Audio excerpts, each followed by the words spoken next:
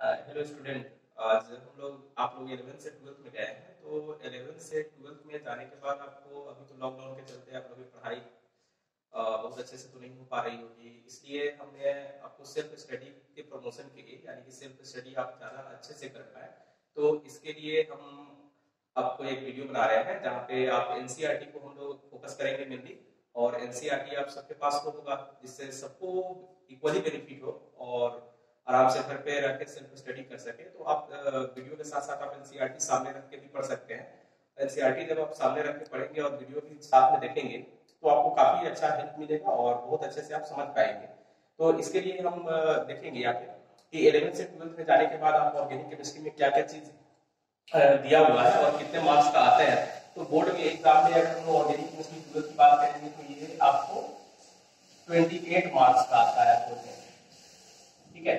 और 12th में आप जब जाते हैं तो 12th में आपको दो बुक केमिस्ट्री का मिलता है और फर्स्ट वॉल्यूम सेकेंड वॉल्यूम में आता है। तो एनसीईआरटी फर्स्ट वॉल्यूम में आपको मेनली और इनऑर्गेनिक और फिजिकल्स आते हैं, और जबकि सेकेंड वॉल्यूम में पूरी की पूरी ऑर्गेनिक केमिस्ट्री है। तो ये 12th का ऑर्गेनिक केमिस्ट्री हम तभी अच्छे से समझ पाएंगे जब आपको 11th का ऑर्गेनिक केमिस्ट्री, यानी कि 11th में जो भी चैप्टर्स दिए हुए हैं, जो भी ऑर्गेनिक में हम लोग को नोमेनक्लेचर पढ़ना था, वहाँ पे जीओसी पढ़ना था, उसका मैकेनिज्म पढ़ना था, तो ये सब चीज पहले से थोड़ा सा आप रिवाइज कर लेंगे तो आपको 12th का ऑर्गेनिक केमिस्ट्री समझने में कोई ज्यादा दिक्कत नहीं आएगी।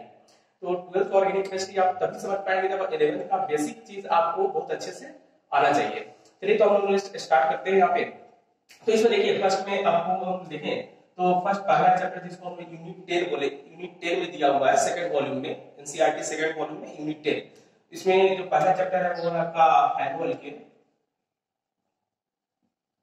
Hello alkene and hello Erin,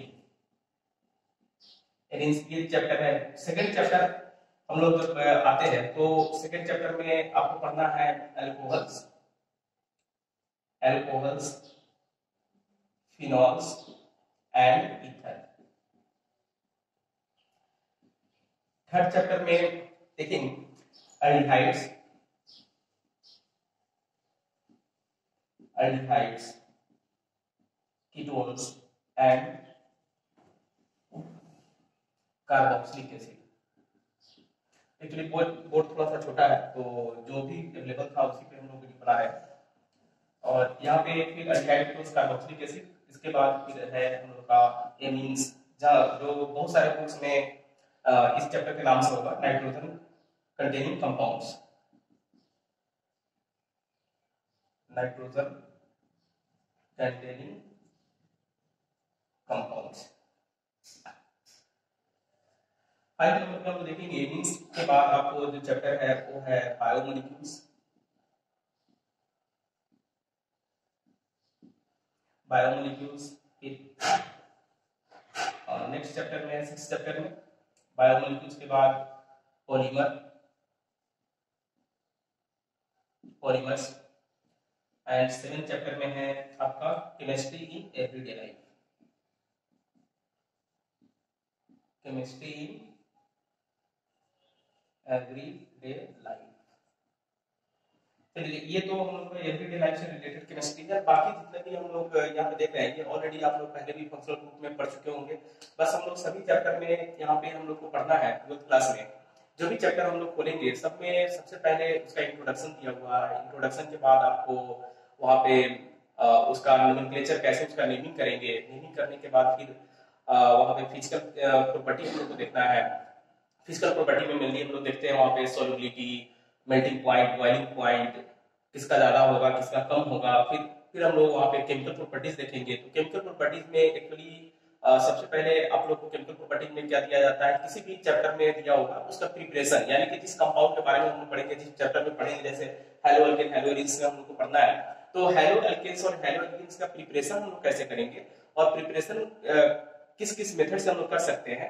तो प्रिपरेशन का बहुत सारा मेथड दिया होगा, लेकिन जो हम लोग फोकस करेंगे, जो चैप्टर में जितने ज्यादा इंपॉर्टेंट है मेथड्स, उस पर हम लोग फोकस करेंगे। तो ये प्रिपरेशन हो गया। और प्रिपरेशन के बाद फिर उसका प्रॉपर्टीज पढ़ना है, केमिकल प्रॉपर्टीज। केमिकल प्रॉपर्टीज का मतलब है कि आप उस कंपाउंड्स को, जैसे हैलो एल्केन्स किस किस कंपाउंड से रिएक्शन कर सकता है, कैसे कैसे रिएक्ट करेगा।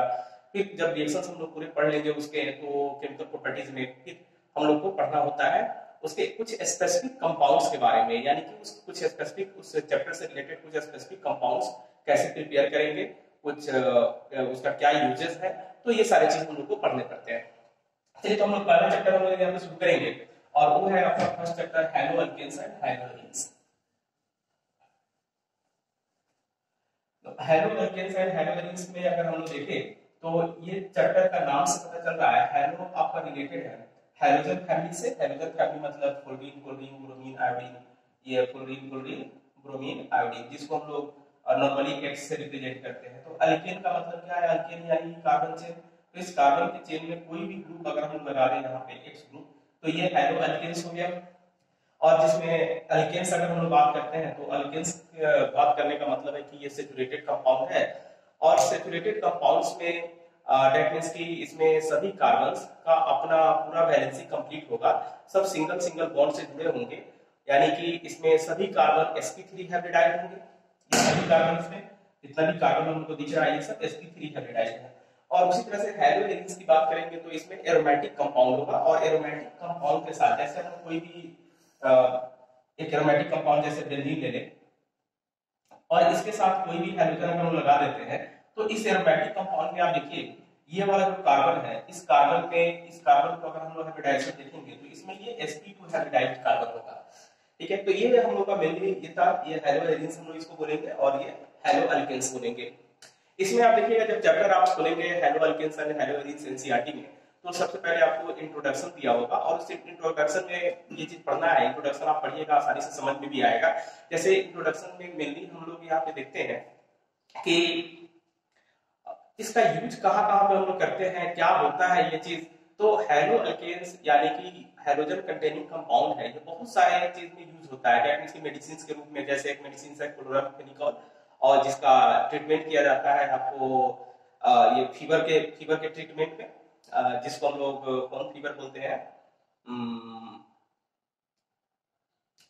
टाइफाइड फीवर में। उसी तरह से हैलोथिन एक कंपाउंड होता है। उसी तरह से आप लोग जानते हैं मस्टर्ड गैस होता है, मस्टर्ड गैस जो कि हाइड्रोजन कंटेनिंग कंपाउंड है जिसका यूज वार में होता है, लड़ाई में उसका यूज किया जाता है जो कि काफी हाईली पॉइजनस होता है। तो इस तरह से बहुत सारे कंपाउंड्स हैं जिसका हम लोग डेली लाइफ में भी यूज करते हैं, बहुत सारे इंडस्ट्रियल यूज भी है जिससे बहुत अलग अलग तरह का केमिकल्स बनाया जाता है। तो हम लोग इसमें मेनली देखेंगे, आप देखिएगा पहला सेकंड चैप्टर में सेकंड पेज में, तो सेकंड पेज में आपको मिलेगा इसका क्लासिफिकेशन। तो एनसीईआरटी में तो क्लासिफिकेशन में आप देखिएगा तो classification of organic classification of hello alkanes.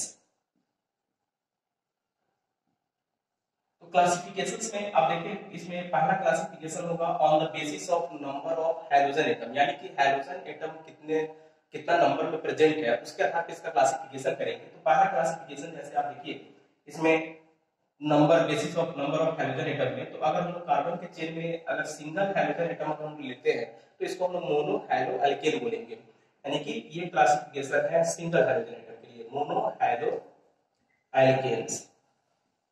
उसी तरह से किसी भी कार्बन के चेन में अगर हम लोग दो हाइड्रोजन एटम अगर ले ले इस तरह से, तो दो हाइड्रोजन एटम अगर लेते हैं तो इसको हम लोग डाई हैलो अल्केन बोलेंगे, die hello alkane.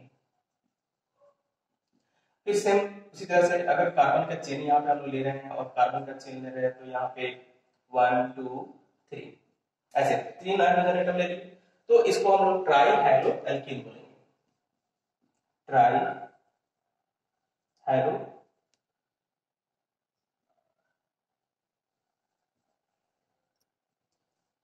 Alkane. Same उसी तरह से एरीन की अगर हम बात करें यानी कि एरोमेटिक हाइड्रोजन्स की, तो आप देखिएगा कि एरोमेटिक कंपाउंड्स जैसे अभी हम लोग बेंजीन ले रहे थे तो बेंजीन के साथ इसमें एरोमेटिक कंपाउंड यानी कि ये हाइड्रोजन अगर हम ले लें तो इस एरोमेटिक में भी सिंगल हाइड्रोजन एटम है तो इसको हम बोलेंगे mono hello arenes, mono hello arenes. दूसरा हम लोग लेंगे इसमें फिर सेकंड अगर लिखते हैं इस तरह से ऐसे दो हाइड्रोजन एटम कहीं भी लगा दें इसमें किसी भी कार्बन पे अगर हाइड्रोजन एटम हम लोग लगा देते हैं दो हाइड्रोजन एटम तो ये हो जाएगा dihaloalkane, dihaloarenes,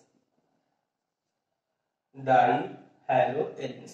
same उसी तरह से फिर हम लोग यहाँ पे ऐसे ये हाइड्रोजन एटम है, ये हाइड्रोजन एटम है, ये इसको हम लोग बोलेंगे ट्राई हैलो एरीज।